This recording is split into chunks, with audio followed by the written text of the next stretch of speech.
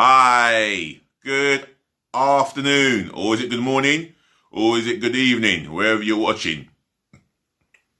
You know what time it is? For those of you that are new, that don't know who I am, this is your guy, your host, himself, the one and only DLG Reppin. Now, excuse me. Ooh, quick. Needed that. Now, you may have seen me handing these out, yeah? Earlier this afternoon on my way home. Yep, there it is, my DLG Reppin card, yeah? That's me. You can find me on this platform, YouTube. And I hope you can help me by sharing, any views, any personal thoughts or opinions of your own, leave it in the comment section below. And the biggest one of all, please help me by subscribing to my channel. That's myself and I only, DLG Reppin. And speaking of subscribing, massive shout out to yourself, whether you're he or her. You're now the 89th subscriber to my channel. So thank you so much for the love and the support. I appreciate that, and I hope you enjoy many more of my entertainment and my football content. That's why I do this.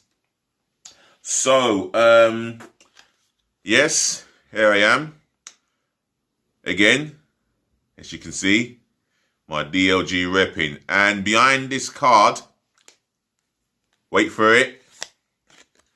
Yes, my newly arrived red membership for the Arsenal.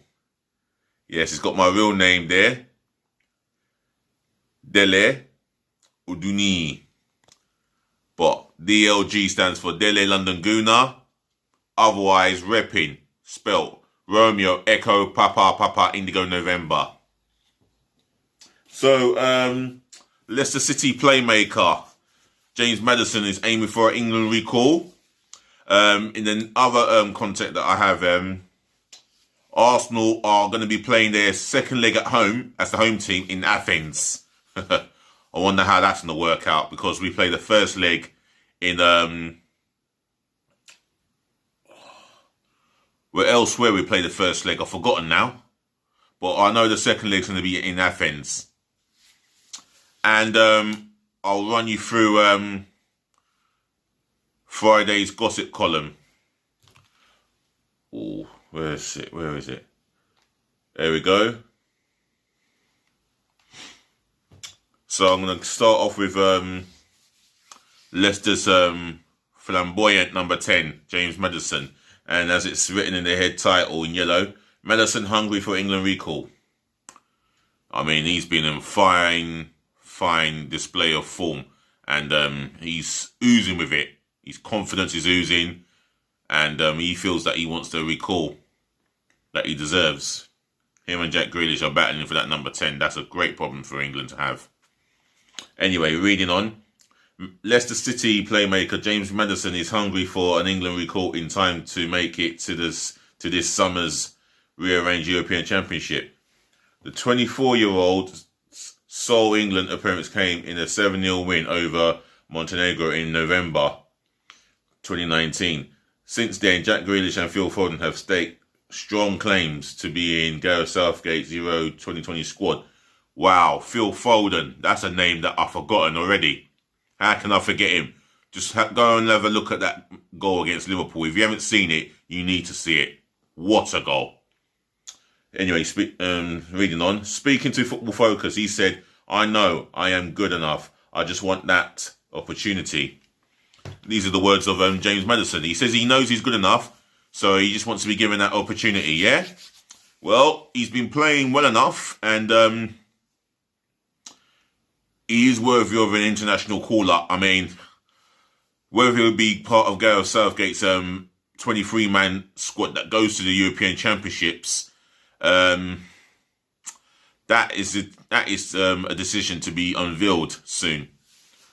But for me, Maddison's been absolutely exceptional for Leicester. I'll tell you that now. There's times where he's more or less carried the team if Vardy's not on the score sheet every other week with the goals.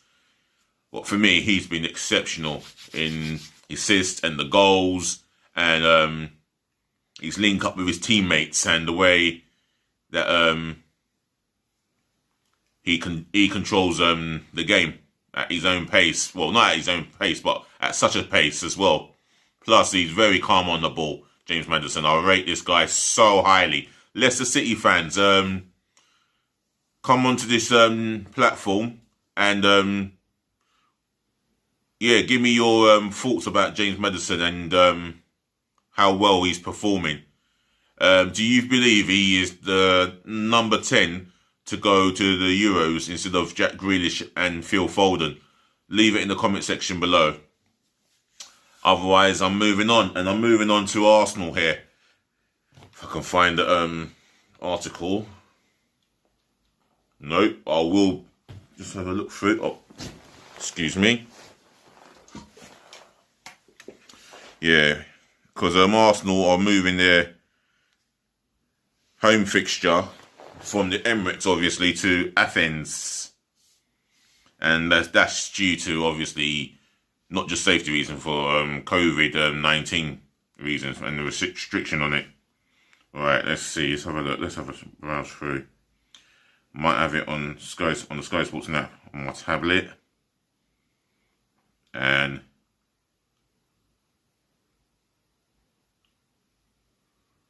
whoa, it's not here. Is it? It's got to be here.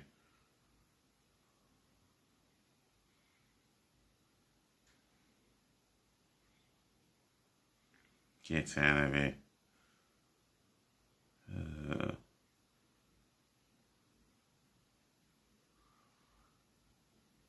Yeah, this is it. In the Olympiacos Stadium, this fixture is going to be played. Right, I'm going to read on from here.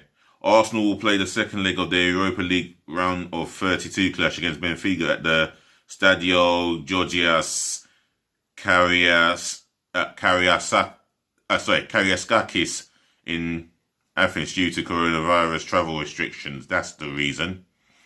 Earlier this week, UEFA confirmed both legs of the tie were set up to be played in neutral venues in order to satisfy UK coronavirus restrictions. Excuse my pronunciation. The UK government has imposed strict travel restrictions on arrivals from Portugal. Yes, that's it. No, my bad.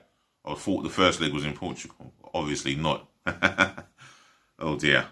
Which was drawn up on a list, on a red list of countries.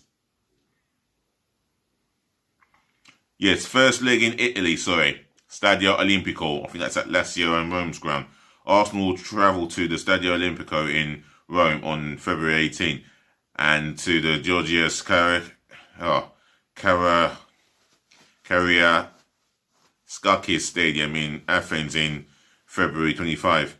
UEFA has confirmed that our Europa League last 32 home leg against Benfica will be played at the Stadio Georgios Kariaskakis in Athens, an Arsenal statement read on Friday. The match at the home of Olympiacos has been moved from the Emirates due to COVID restrictions. The match will be staged on February 25th, 5:55 GMT. The first leg will be played at the Stadio Olimpico in Rome on February 18. Kick-off is at 8 o'clock UK time. It is the latest European tie to see a venue change last week after various British sides were forced to change of travel plans due to the English variant of COVID-19. The first legs of Liverpool and Manchester City Champions League ties against RB Leipzig and Borussia Mönchengladbach have been moved to Budapest, and Manchester United's Europa League round of 32 first clash against Real Sociedad will now take place in Juventus Stadium in Turin. UEFA has also confirmed the usual away goal will remain in place, even if sides will not be able to host their home ties in their respective home grounds. Arsenal top group being the Europa League after winning all 6 of their games to progress to the knockouts, while Benfica finished second to Rangers in Group D. Arsenal manager Mikel Arteta has revealed his family has been threatened on social media. Now, that is completely despicable.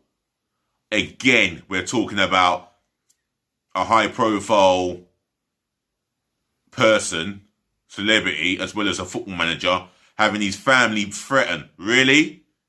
Is that what it is all about? You punks. That's what you are. Punks. Cowardly punks. Whoever you are, threatening someone else's families or family, you are punks. That's from myself and I only. DLG Reppin. You are cowardly punks. Saying more needs to be done to protect footballers, managers and officials who are exposed to hate. The Premier League, FA, EFL, WSL, Women's Championship, PFA, LMA, PGMOL and Kick It Out all co-signed an open letter to Twitter CEO Jack Dorsey and Facebook founder, chairman and CEO Mark Zuckerberg, demanding immediate action over numerous incidents of abuse aimed at footballers and officials. Arteta says everyone in football is exposed, and while he can brush off abuse directed at him personally, he is affected more when the abuses target his family. It would affect me a lot more the moment someone wants to touch my family because it happened. The club was aware of it and tried to do something about it, Arteta said. It's not going to stop tomorrow. We know that we want to do something medium or long term. It's part of the job.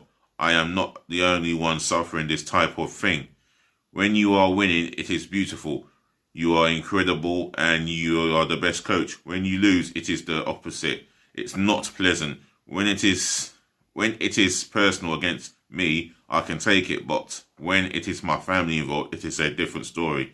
Absolutely. That has to be dealt with immediately.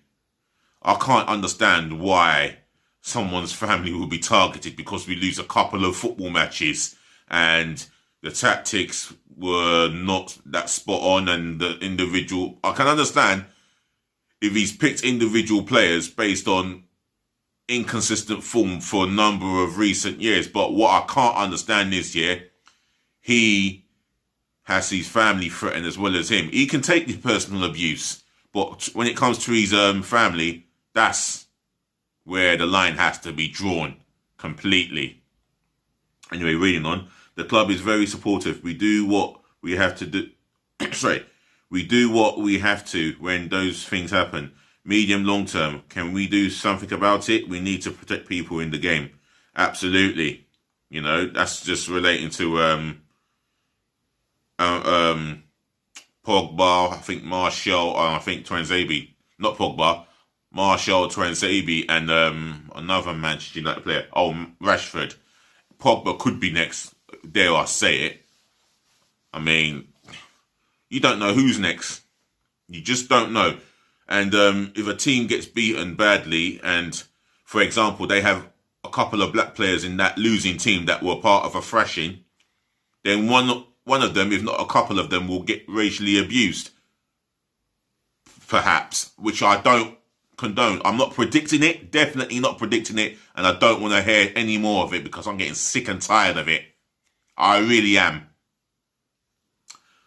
So, the main thing is, for those of you that don't know around the world, ladies to the gentlemen, to the boys to the girls, all you football fans, wherever you're living in the globe, for those of you that don't know, all you football and Arsenal fans, for those of you that want to know where Arsenal are playing their second leg against Benfica as the home team, it's going to be at the Olympiacos' ground. I'm not even going to pronounce the name. I've just forgotten it. It is it's a bit of a tongue twister, but I'll get there in the end if I do the research and Google it. Olympiacos, name of their stadium. but it's going to be taking place there at Olympiacos' ground. So now you know. Otherwise, let's go to the transfer gossip. Let's see what's going on here. Friday's gossip column. Here we go. Jose Mourinho's position as Tottenham manager is safe despite a poor run of results and rumoured doubts from senior players. Ooh. Now, this is a place that we've been before. I wonder if John Cross is writing about that, Mr. Smithers himself. If he is, then he's being an Arsenal fan for once. Because Mourinho and senior players at clubs, they never seem to go hand in hand when it starts to get sour. Let's put it that way. But this is a story written by someone in the Sun. I'm not saying just John Cross, but I could be wrong. I could be right. Chelsea are exploring the possibility of bringing Danish playmaker Christian Eriksen, Tottenham fans, cover your ears, back to the Premier League and sending Italy midfielder Jorginho to Inter Milan as part of a deal. Wow. Picture that. Calcio Marcato. That's interesting.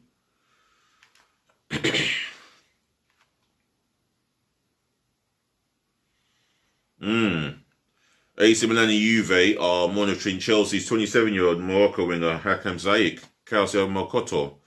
I would have thought Hakim Ziyech is pretty settled. Well, very settled in life in London.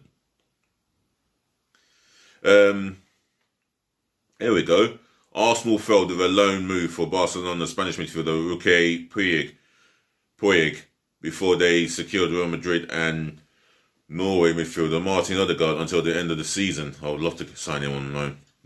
The agent of Ismaila Sarr says talks were at an advanced stage for the 22-year-old Watford and Senegal winger to join Liverpool in September. They're at an advanced stage. I wonder what happens next, according to Liverpool Echo. Zenit St. Petersburg's Croatia defender Dejan Lovren believes close friend and former Liverpool teammate Mohamed Salah, the 28-year-old Egypt forward, will spend many more years at Anfield. Oh, that's touching and fitting of him to say. I'm sure Liverpool fans will respect those words. And this is a guy who must have said this on TalkSport. Well, as it's there, written in brackets. See if I can get some. Pogba's agent Mino Raiola says he has to work quietly when it comes to the Manchester United midfielder amid reports linking him with a move back to Juventus. Mark Noble has dropped a retirement hit at West Ham, with the 33-year-old English midfielder admitting he does not have too long left. Okay, Manchester United will have to be patient with Ivorian winger Ahmed Diallo as he gets used to playing in England, the club's under-23 manager Neil Wood has warned. And that's all of the transfer gossip I'm going to read. I'm not going to read the whole of it. But yet again, ladies to the gentlemen, to the boys, to the girls, I forever and once again want to say thank you for listening. Thank you for tuning in. Thank you for watching. And thank you for even putting up with me, as you always do. Remember, like the channel and less of the thumbs down if possible. Share if you've got a personal view. If you've got your personal view, your opinions, your thoughts, suggestions, etc., leave it in the comment section below. That could be what I've read from the Friday's gossip column, the transfer area. That could be what I've discussed about Maddison or the Arsenal home game at Olympiacos. Leave it in the comment section below. Like I said, like, and please help me to subscribe to DLG Reppin. That's myself and I only. Thank you so much again. And share. Yes. And you know what they say about sharing?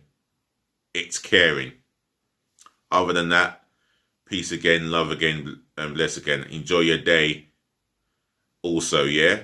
And stay safe too. Be nice.